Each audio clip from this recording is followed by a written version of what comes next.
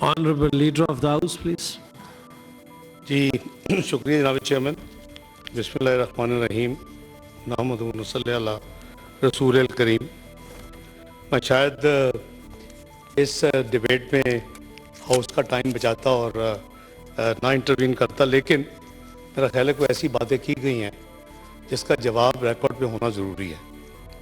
सबसे पहले जहाँ तक डिवेल्यूएशन का ताल्लुक है रुपये का, और फिर उसके जो नतीजे में तबाहियाँ हैं, मसलन महंगाई जो होती है, फिर महंगाई को काबू करने के लिए मॉनेटरी पॉलिसी ट्रिगर होती है, स्टेट बैंक इंटरेस्ट रेट को बढ़ाता है। तो वो मैं आज से नहीं, मैं 25 साल से मैं ज़ाती तौर पे इसको मदर ऑफ इकोनॉमिक ईवल कहता हूँ, डिवेल्यूएशन को। ये दूसरी एक हकीकत है, we are not federal reserve और बैंक ऑफ इंग्लैंड कि हमारे पास अनलिमिटेड रिजर्व हैं। उन्होंने एक बैंड मुकर्रर किया हुआ है कि इससे ऊपर अगर स्टर्लिंग जाएगा तो वो बैंक ऑफ इंग्लैंड इंटरवीन करेगा, इससे नीचे जाएगा तो खरीद होगी या फरोख्त होगी। और इसी तरह फेडरल रिजर्व है, और इस तरह बड़ी जो इकोनॉमीज हैं, हमारे लिमिटेड रिजर्व्स हैं। और यहाँ हैंडफुल ऑफ स्पेकुलेटर्स हैं, आज से नहीं है, 25 साल से। अभी याद करवाऊंगा, याद आ जाएगा। 25 साल से हैं। फॉर द स्मॉल गेन्स उस जमाने में भी करोड़ों, अभी अरबों, वो मुल्क के खरबों, हंड्रेड्स ऑफ बिलियंस का नुकसान मुल्क को बचाते हैं, सिर्फ अपने स्मॉल गेन्स के लिए ना बचे। अब ये 3 दफ़ा मैं तजर्बा कर चुका हूँ, और 98-99 से मैं शुरू करूँगा। अगर याद हो, सितंबर 1998 डेटोनेशन के बाद जो हालात थे, मैं भी उस वक्त कॉमर्स मिनिस्टर था, तो 69 पे एक दिन मिड ऑफ द डे में डॉलर पहुंच गया। ऑफिशियल रेट जब डेटोनेट हुई तो करीबन 51-52 के दरमियान था, और जो क्लोजिंग थी वो आज भी आपको स्टेट बैंक से उसका रिकॉर्ड, चूंकि डेली क्लोजिंग का है, 67 पे हुई। उस वक्त हालात कुछ और थे, पाकिस्तान पे पाबंदियां लगी हुई थी, IMF का प्रोग्राम मुअत्तल हो चुका था, दुनिया अप इन देयर आर्म्स थी कि पाकिस्तान को सजा देनी है कि ये एक न्यूक्लियर कुव्वत बन गया है। हमने $5 अरब की इनको पैकेज भी ऑफर किया, लेकिन खुदा का शुक्र है कि मियां नवाज शरीफ साहब ने जुर्रत का मुकाबला किया और उस $5 अरब को ठुकरा कर पाकिस्तान को नाकाबिल तस्खीर एक यानी सिक्योरिटी के हवाले से मुल्क को एक मजबूत कुव्वत बना दिया। तो बड़ा मुश्किल फैसला था। मैं उस फैसले में उनके साथ था। 28 मई को नेशनल डिफेंस यूनिवर्सिटी जो आज है, उसमें नेशनल डिफेंस कॉलेज था, और जनरल जहांगीर करामत ने प्रेजेंटेशन दी थी कि हमारे पास कौन से आर्मामेंट्स हैं और हमारे पास कौन सी डिफेंस की चीज़ें हैं और हमारे नेबर के पास कितनी चीज़ें हैं। हमारा तो उस वक्त भी बहुत बड़ा फ़र्क था। अगर वो हम ना करते तो we would have been exposed to any danger in future, particularly after 9/11।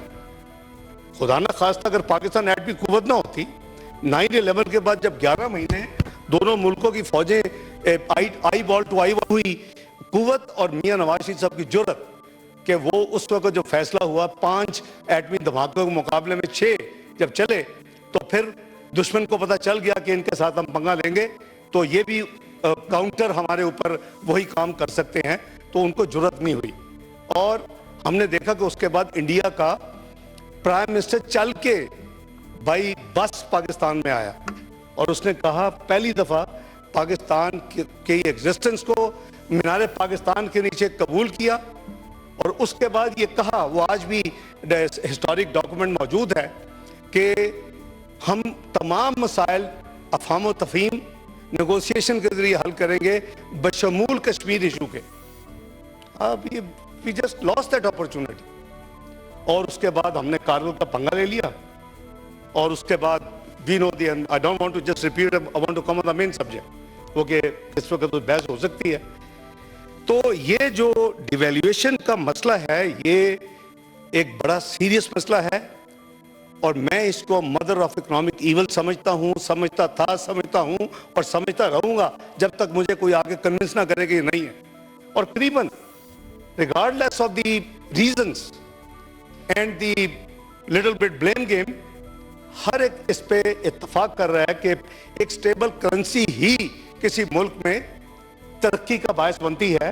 ये तमाम जो मिडिल ईस्ट के ममालिक है ये बेवकूफ़ है। इनकी 40-40 साल से एक ही करेंसी की वैल्यू चल रही है। इनका ऑयल रेवेन्यू जो आता है $17 का भी पर बैरल रहा है और $130 का भी पर बैरल रहा है, लेकिन उसकी करेंसी के जो रेट्स हैं विज़ा विज़ दी डॉलर और स्टर्लिंग वो तो नहीं बदले। तो मैं समझता हूं कि ये एक ऐसी डिबेट है जिस पे अगर आप माजी देखेंगे और वो 69 जो डॉलर था जब उन पे क्रैकडाउन किया गया, I am using the word crackdown, I was given the responsibility, I got the finance ministry as well first time in 1998, 6 नवंबर 1998 को the $69 within a matter of few weeks came to 51, 80, 52 और उसके बाद कू वाले दिन तक वो 52 rupees था and it was totally stable. Number 1। Number 2, 20, 13, 14 पे आ जाते हैं फास्ट फॉरवर्ड। कुक के दरमियान हमारी गवर्नमेंट नहीं थी, एक मिलिट्री डिक्टेटर रहा, फिर पीपल्स पार्टी की गवर्नमेंट आई, फिर क्या हुआ? आनन फानन 100 पे करीबन छोड़ा पिछली गवर्नमेंट ने और देखते देखते वो चंद महीनों में 100 ओपन मार्केट 114 और इंटर बैंक मार्केट 111 पे चला गया। एक पिंडी के सियासतदान ने चैलेंज किया हुकूमत को कि अगर ये 100 पे के करीब आ जाए तो मैं अपनी सियासत छोड़ दूंगा सारी जिंदगी के लिए।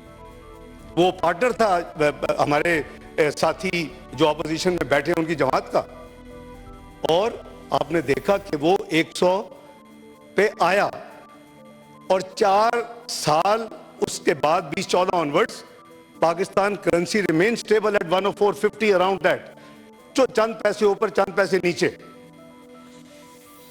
आज आप अभी 12 दिसंबर 2017 ब्लूमबर्ग अभी करें, आपके पास फोन मौजूद हैं, क्या लिखता है ब्लूमबर्ग उस वक्त?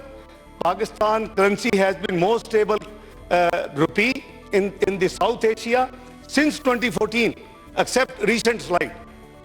मैंने एंड ऑफ अक्टूबर में मैंने मिनिस्ट्री का चार्ज छोड़ा और मैंने फॉर्मली 21 नवंबर को आई रिजाइन।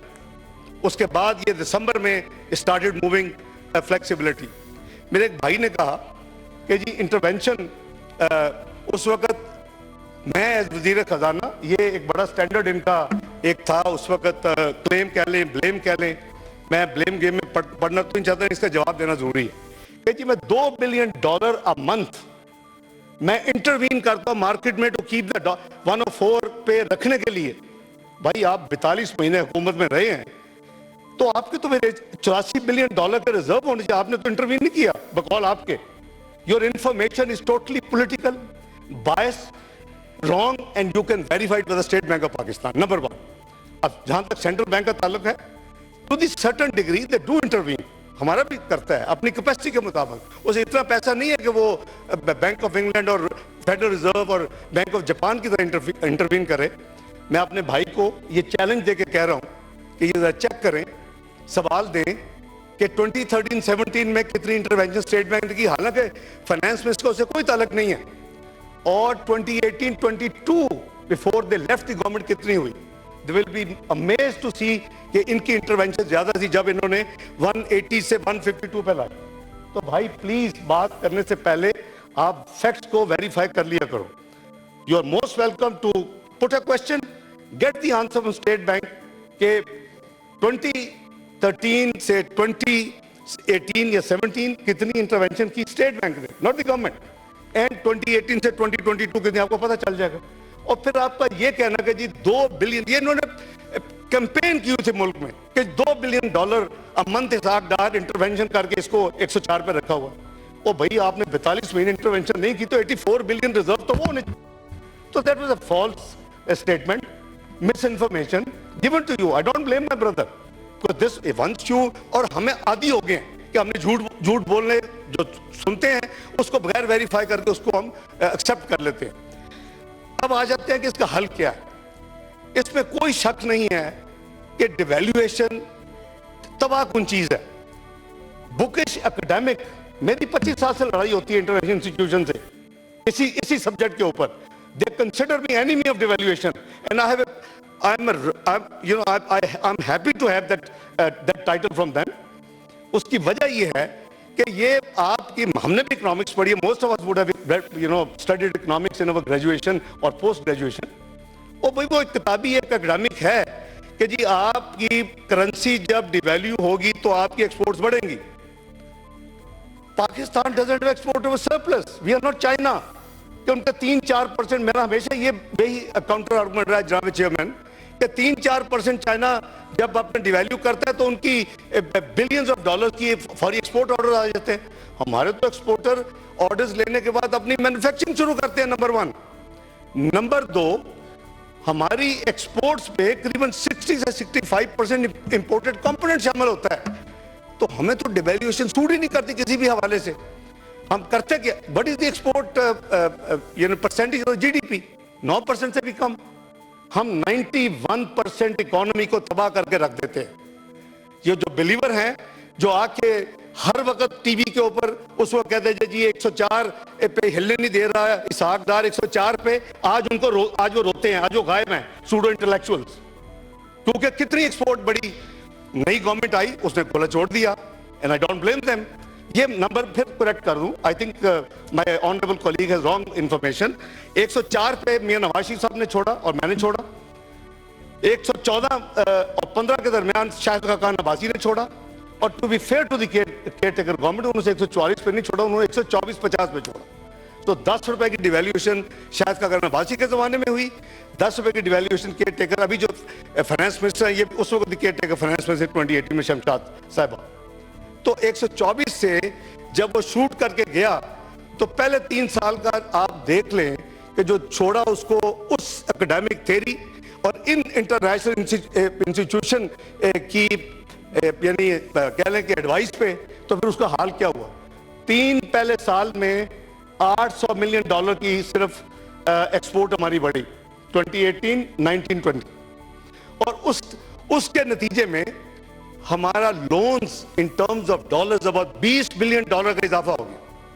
1 रुपए से करीबन $100 अरब का पब्लिक डेट का इजाफा होता है। ये जब हमने हुकूमत छोड़ी थी $70 अरब डेट था, जब अगली हुकूमत ने छोड़ा 2022 में तो ये $100 अरब पे डेट है।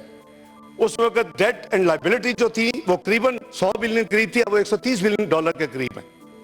तो बात यह है कि इसका हल हमें बैठ के ए पॉलिटिकल होकर सोचना चाहिए, ये बिल्कुल तबाही का रास्ता है। अब हमें वापस आते हैं कि सितंबर 2022 में बीबी अब अपने लीडर को कहना पहले पैसे वापस लाए, ठीक है? If you want me to detail, I can expose him to the nth degree, and you will be ashamed. So don't please interrupt while I'm speaking. जी प्लीज नो क्रॉस टॉक। बात यह है कि जनाब चेयरमैन, ये हमारी हालत है। We are talking the most serious subject of Pakistan. We have suffered, लोग मर गए हैं, इसकी वजह से कीमतों में 3 गुना इजाफा हुआ है, दिस फ्लॉड पॉलिसीज की वजह से। और मैं किसी को ब्लेम नहीं कर रहा, मैं करेक्टिव एक्शंस की बात कर रहा हूं, लेकिन उसके लिए भी लोग सुनने के लिए तैयार नहीं है। हमारी आदत है कि हमने हर चीज से सियासत करनी है, करें ना, लाए 84 बिलियन कहां से आपने सेव किया? Call the State bank here, I challenge you कि कितने पैसे हमने इंटरवेंशन किए, कितने पीटीआई में किए। You will find the number is higher, you have done 7 to 8 billion, अब हमारे जमाने में स्टेट बैंक ने 5-5.5 बिलियन की इंटरवेंशन की है। यू थिंक कि मुझे नंबर्स तक नहीं पता? तो मैं अर्ज कर रहा हूं कि ये जो, please this is no way जी, please this should be order in the house. ये हम सारी रवायात को छोड़ रहे हैं। जब लीडर ऑफ द हाउस के लीडर ऑफ द ऑपोजिशन बोलता था लोग सुनते थे। जी please order in the house. जी तो मैं गुजारिश ये कर रहा हूं जनाब चेयरमैन कि पाकिस्तान का ये जो 16 महीने का मामला था, ये मैं I don't want to be again political, ये पाकिस्तान की इकोनॉमी को ठीक करने का मामला नहीं था। The international कुव्वतें were up there in their arms using these IFIs to make Pakistan default. आप ये इस नई हुकूमत ने मुआहदे से इनराफ नहीं किया। I think get out of the house, ये का तरीका है बात करने का। मैं आपकी बात हमेशा सुनता हूं। जी प्लीज सेनेटर साहब, आप अपनी बारी पे बात ये है कि हमें मिलके, मैं समझता हूं कि बड़ी वाइज बातें हुई हैं। अगर उस पर इंफॉर्मेशन का गैप है उसको ठीक कर लेना चाहिए, और सही इंफॉर्मेशन के साथ हमें बैठ के इसका हल निकालना चाहिए। ये मैं समझता हूं कि इसका एक सोल्यूशन है और वो है रियल इफेक्टिव एक्सचेंज रेट। आज भी पाकिस्तान का रियल इफेक्टिव एक्सचेंज रेट, मैं नहीं कह रहा, ये मैं जब पिछले साल सितंबर 22 में ये 199 था, जब मैं कहता था इसको 200 से नीचे होना चाहिए। मई 2023 में ब्लूमबर्ग के इकोनॉमिस्ट ने आर्टिकल लिखा कि पाकिस्तान की करेंसी 14% अंडर वैल्यूड है because of political instability and IMF के मुआहदा जो नहीं हो रहा था। और उसके नतीजे में जनाब चेयरमैन, उसके नतीजे में आप कैलकुलेट अगर करें तो 244 से 250 के दरमियान इसकी रियल वैल्यू है। आज भी it is under valued Pakistan की करेंसी। लेकिन हमें मिलके इसको बिल्कुल टेकअप करना चाहिए। इसको हमें मॉनेटरी पॉलिसी, चूंकि स्टेट बैंक की जिम्मेदारी, जो एक्सचेंज रेट मैनेजमेंट है वो भी स्टेट बैंक की जिम्मेदारी है। हमारी पिछले 2-3 साल में हमने मादर पिदर आज़ादी दे दी है अपने कुछ अदारों को, उनको अब हाथ नहीं लगा सकते। ये हैंडफुल ऑफ स्पेकुलेटर्स हैं। ये जो तारीफ कर रहे हैं ना, बिल्कुल ठीक तारीफ कर रहे हैं कि अभी कैसे ठीक हुआ है। वही सागदार का फॉर्मूला 98-99, वही सागदार का फॉर्मूला 20-13-14। ये लातों के भूत बातों से नहीं मानते। आपकी C कैटेगरी बंद हुई है, आपकी B कैटेगरी बंद हुई है एक्सचेंज कंपनीज की, आपकी A कैटेगरी रह गई है, उसके ऊपर मॉनिटरिंग हो रही है। डोंट थिंक ये ऑफ द कफ आ गया है। अच्छी बात है, Pakistan we should all support these things. तो बात ये है कि आज भी पाकिस्तान की करेंसी अंडर वैल्यूड है और इसको मजीद इंप्रूव होना चाहिए मेरे नजदीक। इसको, इसकी जो रीड है, we should negotiate with international अदारास कि जी real effective exchange rate is the scientific process of calculating the currency value. Let's have that currency value. तो मैं समझता हूँ जी कि ये रीड इसका एक सोल्यूशन है। इसके ऊपर इंफॉर्मेशन मेरे साथी बिल्कुल मंगवाएं, हम इकट्ठे बैठे और इसका हम हल निकालें। अदरवाइज ये पाकिस्तान की जो इकोनॉमिक तबाही हुई है उसमें सबसे बड़ा जो मेजर इसका कंट्रीब्यूटर है वो डिवैल्यूएशन है। और बहुत शुक्रिया।